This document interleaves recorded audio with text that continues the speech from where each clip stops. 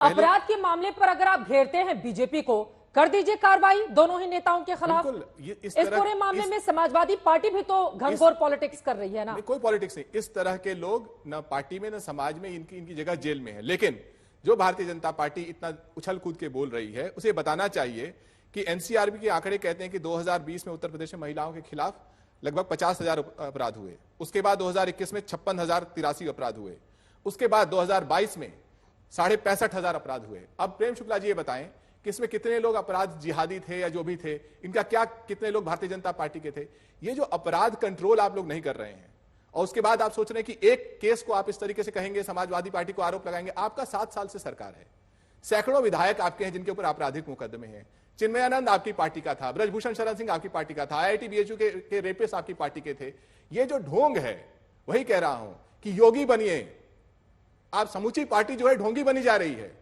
आप अपराध की बात कर रहे हैं, अपराध की बात करिए। अयोध्या की बात करनी है तो अयोध्या डूबा हुआ उसकी बात कीजिए। लेकिन यह मत बोलिए कि समाजवादी पार्टी के चलते आपके पार्टी में सिर्फ फटोल है। आपकी पार्टी में सिर्फ फटोल इसलिए है कि डबल इंजन फेल है। मोदी जी को योगी जी पे भरोसा नहीं है। अमित शाह योगी जी को हटाना चाहते हैं, हटा नहीं पा रहे हैं। नाक की लड़ाई है जिससे प्रदेश पिस रहा है, और आपका ये फॉर्मूला चलने नहीं वाला, क्योंकि प्रतिदिन लोगों को आपके इस नाकारा सरकार का दंश झेलना पड़ रहा है। रोजगार में, पेपर लीक में, जो रोड टूट रही हैं, पुल टूट रहे हैं, उन सब में जो बाढ़ आ रही है। आप जवाब दे दीजिए। आशुतोष, शांतनु जी दोनों लोग इंतजार में हैं। जल्दी से प्रेम शुक्ला जी, उनके आरोपों पर वो गिना रहे हैं आंकड़े, एनसीआरबी का डेटा लेकर आए हैं 2020 से लेकर अब तक। मुंह हमेशा काला होता है। सिर्फ एनसीआरबी का एक ही डाटा आपको बताता हूं कि 24वें स्थान पर है बलात्कार। सबसे जो बीभत्स अपराध महिलाओं के खिलाफ होता है वो है बलात्कार, और बलात्कार में उत्तर प्रदेश 24वें स्थान पर है। राष्ट्रीय औसत देखें महिलाओं के खिलाफ तो 2012 से 2017 से 2017 से 22 में दहेज की मृत्यु में 17.43%, बलात्कार में 25.3%, शीलभंग में 16.56%, अपहरण में 1.5%, और इस तरह से तमाम अपराधों में, इसके पहले भी आपने बताया, डकैती में 86%, जो हत्या में 78%, बलवा में 67%, घर में जिस तरह से गृह भेदन होता है उसमें 43%, फिरौती में 70%। ये कमी आई है। हाँ। ये जो बलात्कारियों का नंगा नाच चलता था ना सपा के कार्यकाल में, वो बंद है। डकैती का जो नंगा नाच चलता था, और एक बलात्कारी के नाम पे ये जो महोत्सव सैफई कराते थे, वो कुख्यात बलात्कारी के नाम पे ये सैफई महोत्सव कराते थे। वो यादव परिवार का कुख्यात बलात्कारी था, जिसके नाम पे सैफई महोत्सव कराते थे। कौन था? तो बलात्कारियों के नाम पे महोत्सव नहीं होते। यादव परिवार का, मुलायम सिंह यादव परिवार का बलात्कारी, कुख्यात बलात्कारी, जिसके नाम पे स्टेडियम है सैफई का, पता लगा लीजिए कौन था। और सैफई में जाके आप आज तक की टीम पूछ भेजिए और देखिए उसमें बलात्कार के कितने मुकदमे प्रलंबित थे। चले ठीक है, आगे बढ़ते हैं। जब इतने गंभीर आरोप है तो फिर नाम लेने में क्या दिक्कत है। लेकिन अब मैं आ जाती हूँ आशुतोष जी। शांतनु गुप्ता जी बहुत देर से हमारे साथ जुड़े हुए हैं। आशुतोष जी ठीक है। आशुतोष जी, जब मुख्यमंत्री सदन के भीतर ये कहते हैं कि मैं यहाँ नौकरी करने नहीं आया हूँ, मैं यहाँ इसलिए आया हूँ जो करेगा वो भुगतेगा भी, मैं लोगों का जीना दुश्वार, जो लोगों का जीना दुश्वार करेगा उसको भुगतना भी पड़ेगा। अपराध के संदर्भ में मुख्यमंत्री ये बयान देते हैं, तो फिर उसको दिल्ली से जोड़कर क्यों देख रहा है विपक्ष? आशुतोष जी। नहीं, ये तो खुद भारतीय जनता पार्टी के लोग जोड़ के देख रहे हैं। इसमें सारे पत्रकार जोड़ के देख रहे हैं, सारा मीडिया जोड़ के देख रहा है। तो इसमें सिर्फ समाजवादी पार्टी और विपक्षी पार्टियों को क्यों दोष दिया जाए? कोई दिन ऐसा अखबार छपा है, कोई दिन ऐसी आपने खुद कम से कम कई डिबेट इस पर की है। तो ये, और वो तस्वीरें तो झूठ नहीं बोलती ना, जो तस्वीरें लोगों ने देखी हैं कि किस तरीके से राजनाथ सिंह जा रहे हैं, फिर उनके आगे अमित शाह जा रहे हैं और योगी जी खड़े हुए हैं, और उनका किस तरीके से रवैया है। तो जो स्वयं सिद्ध है उसको सिद्ध करने की जरूरत थोड़ी है। ये वहां पर एक आज की तारीख में एक युद्ध चल रहा है, उसको माने ना माने, वो लड़ाई चल रही है वहां पे, और वो लड़ाई सीधी तौर पर योगी आदित्यनाथ को हटाने की लड़ाई है। हटा पाते नहीं हटा पाते, एक अलग तरीके की है। लेकिन मुझे लगता है कि आज उनके असेंबली के अंदर जो दिए गए बयान में जो सबसे महत्वपूर्ण ये है कि मुझे प्रतिष्ठा तो मठ में ज्यादा थी। ये जो वाक्य है वो दरअसल जो ऑफ द रिकॉर्ड अभी तक बातें चल रही थी कि योगी आदित्यनाथ जी ने साफ तौर पर भारतीय जनता पार्टी के उच्च हाईकमान को कह दिया है कि अगर मुझे हटाने की कोशिश की जाएगी तो मैं जाके गोरखपुर के मठ में बैठ जाऊंगा। उस ओर इशारा कर रहे हैं वो। अब ये जिनको इशारा करना वो समझ रहे हैं, वो जान रहे हैं। तो इस वक्त भारतीय जनता पार्टी उत्तर प्रदेश के अंदर एक बड़े संकट से गुजर रही है। अनुप्रिया पटेल लगातार 2 चिट्ठियां लिख चुकी हैं। केशव प्रसाद मौर्य जो डिप्टी सीएम है, वो डीजीपी से खुद जाके मीटिंग कर रहे हैं। वो खुद अपनी ही पार्टी को कटघरे में खड़ा करते उन्होंने चिट्ठी लिख डाली है। ऐसा कहां होता है? खुद अपनी ही पार्टी के लोग कह रहे हैं कि 45 सालों में इससे ज्यादा भ्रष्टाचार मैंने कभी देखा ही नहीं अपनी जिंदगी के अंदर। खुद पार्टी के अपने एमएलए कह रहे हैं कि भाई ये जो चीज जो अगर हाईकमान ने अगर एक्शन नहीं लिया तो पार्टी डूब जाएगी। तो इसमें समाजवादी पार्टी, बीएसपी, कांग्रेस, किसी और को दोष देने की जरूरत ही नहीं है। तो खुद भारतीय जनता पार्टी के अपने लोग कह रहे हैं ना, तो उनको एड्रेस करें, उनसे करें। और जहां तक योगी जी का प्रश्न है, तो मैं तो एक ही बात कहूंगा कि अगर उनके लॉ एंड ऑर्डर का इतना इकबाल है, इतना जबरदस्त इकबाल है, तो गोमती नगर के अंदर जो तस्वीरें थी उससे ज्यादा शर्मनाक कोई तस्वीर हो सकती है क्या इस देश के अंदर, या कहीं भी हो सकती है? कि किस तरीके से एक महिला के साथ वहां किया जा रहा है। और मुख्यमंत्री जी सिर्फ 2 नाम पढ़ते हैं, बाकी के नाम क्यों नहीं? बाकी के नाम पढ़ने चाहिए ना। बाकी के 13 लोग कौन है? जब आपको लॉ एंड ऑर्डर को देखने का यह तरीका होगा तो आप लॉ एंड ऑर्डर कंट्रोल नहीं कर सकते। ठीक है, आप बुलेट ट्रेन चला सकते हैं, हाँ। लॉ एंड ऑर्डर नहीं कर। अगर लॉ एंड ऑर्डर का इकबाल होता तो गोमती नगर में खुलेआम ये वाकया नहीं होता जो लोगों ने तस्वीरों के सामने। शांतनु गुप्ता जी, 2 सवाल आशुतोष जी की ओर से खड़े किए गए हैं। लखनऊ वाले मामले में अगर 14 लोग हैं तो उनमें से 2 लोगों का नाम मुख्यमंत्री की ओर से सदन में क्यों लिया गया, स्पेसिफिक यादव और एक मुस्लिम नेम? दूसरा सवाल यह है कि जिस तरह की स्थिति अभी बनी हुई है, जब खुद के भीतर से ही इतनी आवाजें उठ रही हैं, तो फिर विरोधियों को क्यों दोष देना, शांतनु गुप्ता जी? और वो बता रहे हैं कि योगी जी ने जो मठ वाली बात कही है, इशारे को अगर समझो, राज को राज ही रहने दो, यही स्थिति बनी हुई है बीजेपी में। देखिए चित्रा जी, मैं उत्तर प्रदेश में पला बड़ा हूं। उत्तर प्रदेश मुलायम सिंह यादव, अखिलेश यादव के समय जिस थीम, जिस फिलॉसफी से चलता था, उसका नाम था लड़के हैं गलती हो जाती। उत्तर प्रदेश पिछले 7 साल से जिस फिलॉसफी से चलता है उसका नाम है माफिया को मिट्टी में मिला दूंगा। ये जो एक 180 डिग्री चेंज है उत्तर प्रदेश के, लड़के हैं गलती हो जाती है से कि माफिया को मिट्टी में मिला दूंगा, इससे समाजवादी पार्टी की जो पूरी राजनीति है वो लड़खड़ाती है। और वो केवल झूठ का सहारा लेके चुनाव लड़ रहे हैं। आपने देखा जो पूरा कैंपेन था क्या था, संविधान बदल देंगे, रिजर्वेशन चला जाएगा, खटाखट। और ये झूठ आज भी चल रहा है।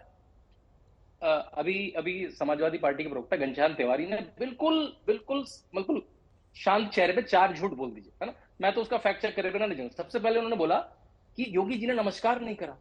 ये झूठ उन्होंने सबने सबने वीडियो चलाया। फिर वीडियो दूसरा बाबा, योगी जी ने बिल्कुल नमस्कार करा, शायद हाथ उन्होंने नीचे जल्दी कर दिया, इन्होंने एक एंगल से फोटो लिया। तो इनको लगता है कि जो फेक वीडियो हम चलाएंगे ये चल जाएगा।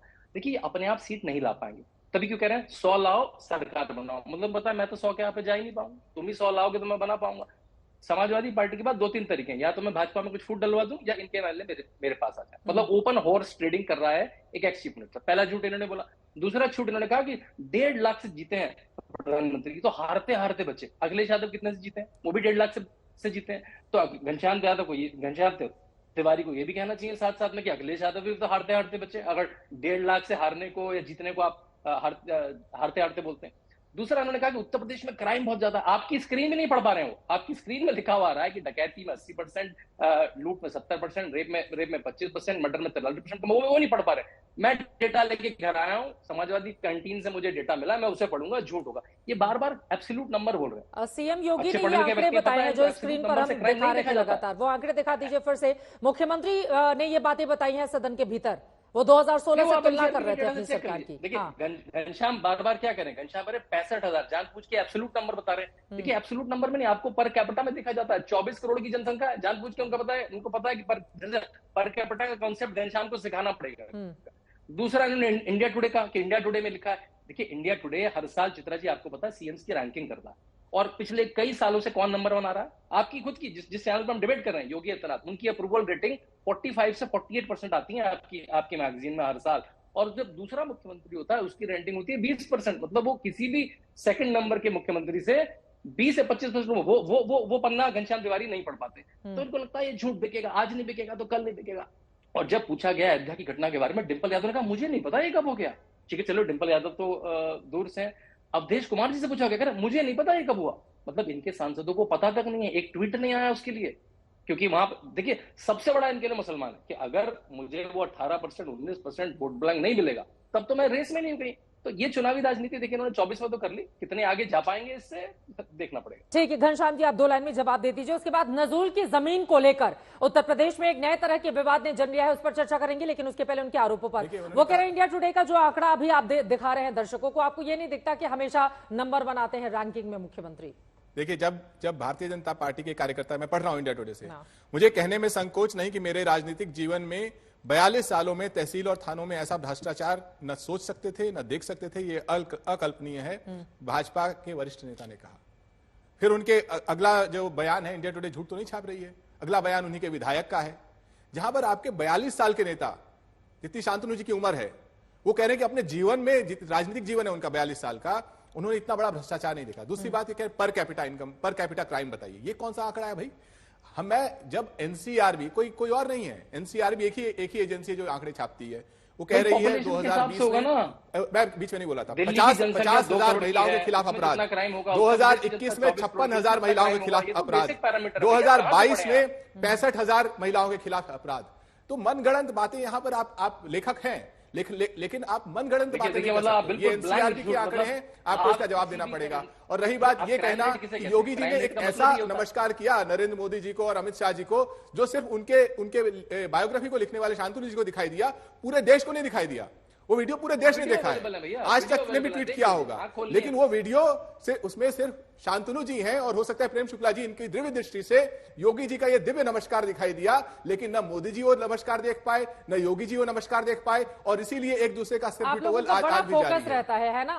कैमरामैन फोकस करो, नमस्कार कर रहे हैं, योगी जी नहीं कर रहे हैं। ये पीआर, भारतीय जनता पार्टी ने देश को एक ही चीज दिया है, पीआर। रोजगार ना हो, पीआर करो, रेल दुर्घटना हो जाए, पीआर करो, पेपर लीक हो जाए, पीआर करो। तो जब वो पीआर करेंगे और वो बैकफायर करेगा तो देश उस पर चर्चा करेगा।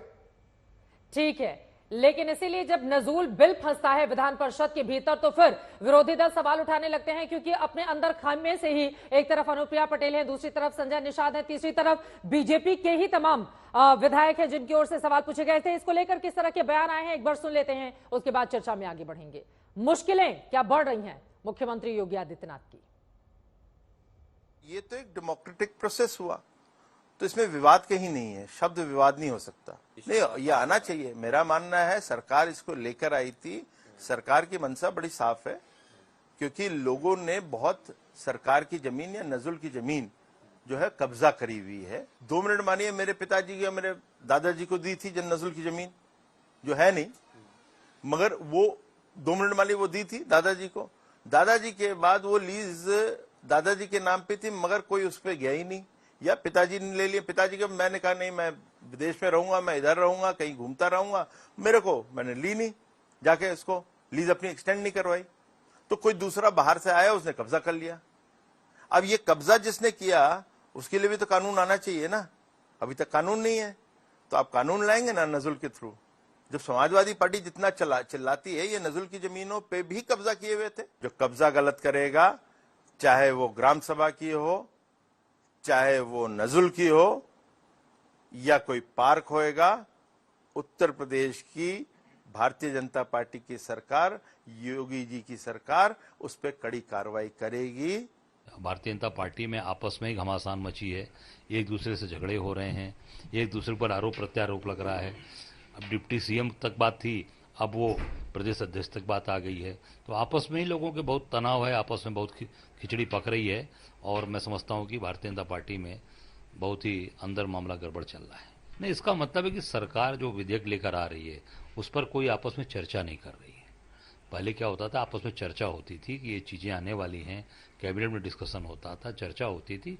अब ये लगता है कि सीधे जो अधिकारी समझा देते हैं उसी तरीके से मुख्यमंत्री जी और संसदीय कार्य मंत्री सदन में लेकर विधेयक आते हैं। इस नाते ये विधेयक आज सत्ता पक्ष के ही लोग उसका विरोध कर रहे हैं, इनके ही लोग उसका मुखालफत कर रहे हैं। ऐसा कुछ नहीं है, परिषद के सदस्य के नाते मैंने ये सुझाव दिया कि बिल को समिति के प्रवर समिति को सौंपा जाए, जिससे और गहनता से, व्यापकता से इस पर विचार हो। जो सरकार के लोग हैं, माननीय डिप्टी सीएम हमारे दोनों और माननीय मुख्यमंत्री जी, उनसे इस पर जरूर बातचीत हुई होगी, लेकिन परिषद की भी इस पर सहमति है और सबने सहमति से इस पर समर्थन दिया कि भाई इस पर विचार, बिल पर और विचार गहनता से विचार विमर्श हो, क्योंकि हमें जनता के हितों के लिए चुना है और जनता के हितों के लिए हम लोग, हमारी पार्टी और हमारी सरकार माननीय मुख्यमंत्री जी के नेतृत्व में काम कर रही है। तो इसमें सबकी लगभग सहमति है और बिल पर जो भी सुझाव लोगों के होंगे, जो वक्तव्य होंगे लोग हमारे माननीय सदस्यों के, उन्हें जोड़कर इस पर आगे बढ़ेंगे। उत्तर प्रदेश से जब से हारे हैं तब से कोई नमस्कार नहीं कर रहा है। तकलीफ वो है आपको। कंप्लीट करिए। वो वीडियो हमने देखा है कि कोई किसी को नमस्कार नहीं कर रहा है, कोई किसी को देख नहीं रहा है। चलिए, धन्यवाद माननीय। और जो अपने आप को बहुत ताकतवर कहते थे, बहुत ताकतवर कहते थे आप अपने आप को, जिसने हराया उसको नहीं ये हटा पा रहे हैं। अब बात समझ में नहीं आई ना?